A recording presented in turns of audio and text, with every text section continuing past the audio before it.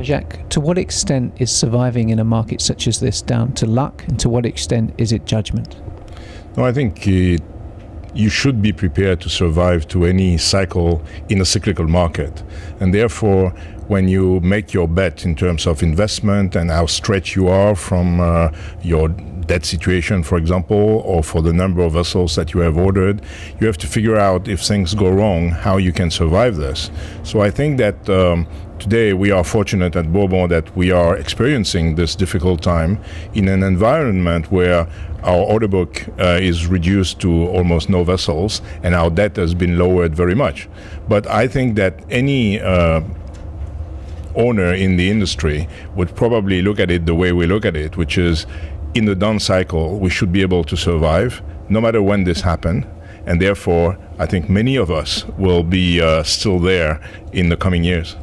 You shared an insight into how effectively you've beaten the market, been able to stabilize your share price in comparison to some of your peers. Yeah, it happened that we are a listed company and we experience those speculators that borrow your shares and then do some harm to your share price. So last year in June, as a mother company, we decided to take over the company and to reduce the liquidity of the number of shares available on the market. And therefore, we were much more protected from our share price point of view that what we can experience, what has experienced our competitors. Now, we are not that much concerned about the share price because most of our shareholders are long-term shareholders, family founders, and that they are not going to sell. So what they are really after is, can you pay a dividend and can you increase that on a regular basis? And this is really what is our commitment. To your mind, which elements of the OSV market are most vulnerable in the current climate? I think that anyone that will show a lack of safety performances in the environment that we have today will be kicked out. Anyone that will have no commitment to bring new tonnage with the today must, which is probably in the shallow market also, diesel electric propulsion, DP2, will not be picked during the difficult time and therefore will be just forgotten when the time will come again. So I think that all those who are in that situation should really think how they can get out of it, how you can have competitive tonnage and good design, and how you can really operate at the high safety level performances, because those are the two key things that will make you the preferred choice. But in today's market, if you are not anymore the preferred choice, probably when the market will come back, they will just forget about you. Regionally, where do you see the greatest opportunities and where do you see the black spots?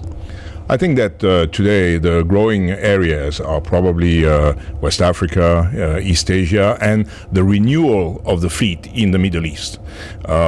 I don't see a lot of new tonnage being put to work very fast in the North Sea, and you know that for us the American market it's a closed market.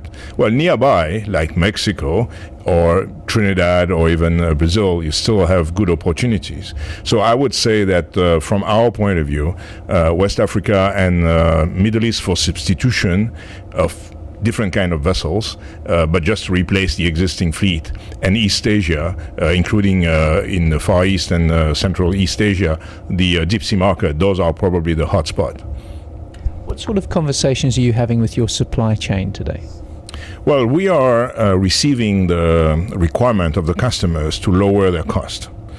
There is more than one way to do it, and it's not only by lowering your day rates, because you can lower the cost by a better management of their need and the better utilization of your fleet. This is what we are aiming at, and this is the give and take that we are discussing with the customers. But obviously, we have also to ask to our suppliers to help us. Not only the suppliers of equipment, not only the suppliers of consumables, but also suppliers of money. And therefore, all those costs should be reduced. We have had a strategy of building in series same vessels, and therefore we are able today to have a high reliability rate where our vessels are maintained at a very high level of availability, which obviously is also a way to reduce the cost of the customers. maybe because they will be down into the utilization rate of those new vessels, we will be also to supply vessels during the dry docks time, and therefore have a better value to the customer with no extra charge to him, because we will have a few vessels available. So we think it's good time to discuss with the customer for the whole thing, the full cost, and how we can reduce the full cost. It's not necessarily by lowering the day rates. Do you foresee greater market consolidation, bankruptcy, merger? It's hard to say. We are not a participant into that environment, for the good reason that any fleet we would consider buying will be so different from our standardized fleet that we just cannot take them on board. So we don't think that Bourbon will participate into the consolidation, and I don't think that we will be a target for consolidation. Well, it all depends on the price, obviously. But yes, I think there will be some consolidation, or there will be people just selling their vessels to keep afloat with the remaining fleet that they have. You have seen a few sales, including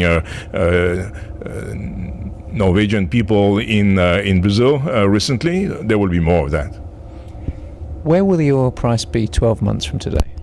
Well, it's hard to say. I heard what was said during the conference. I would guess anything between 60 and 90. But how this will be materialized, it's hard to say. One point that has not been touched, I think, is how far the oil company, the oil producers, have covered themselves in terms of their price. Well, definitely today, Saudi Arabia is not cashing in at 50. Because they covered forward their price for a period of time. Now, if their coverage is 3 years, then I think we are in difficulties. If the coverage is only 1 year, then probably in a few months from now, they will start to be hit really in terms of how much money goes into their pocket. And then we will see the price changing. Now, we know the depletion rate during the non-investing time. It's going a little bit above the normal 4 to 6%, maybe to 5 to 7%. But when you have 90 million barrels a day, and suddenly in 1 year, because of depletion of the production of the existing well, your production goes down by 5 or 7%, you know, it's already 4 or 5 billion that is going. And you need to replace that. So if nobody invests to replace it, where is this going to come from? Some might say shale, some might say gas. Well, but all this is taken into consideration. The shale people, they are turn-off, turn-on players, whereas most of the others are not.